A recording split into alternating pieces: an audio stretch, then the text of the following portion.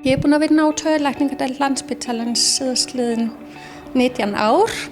og við erum að hugsa fólk sem með skemmtimið og úttaugakerfið.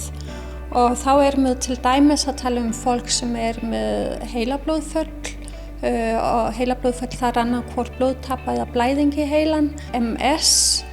með MND og við erum með bæði svona bráðversnandi ástand eða eitthvað sem kemur brátt fyrir og það til dæmis heilablóðföllin, það gerast bara 1, 2 og 10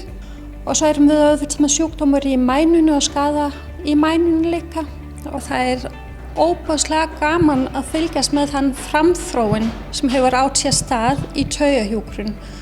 og ég held bara með nýja myndgreiningaaðferðir og ný tækni og eins og robotics og allt mögulegt þá bara hægt að gera meira og meira fyrir þann sjúklingahóp en við vitum núna að aðlögunarhæfni heilans ótrúleg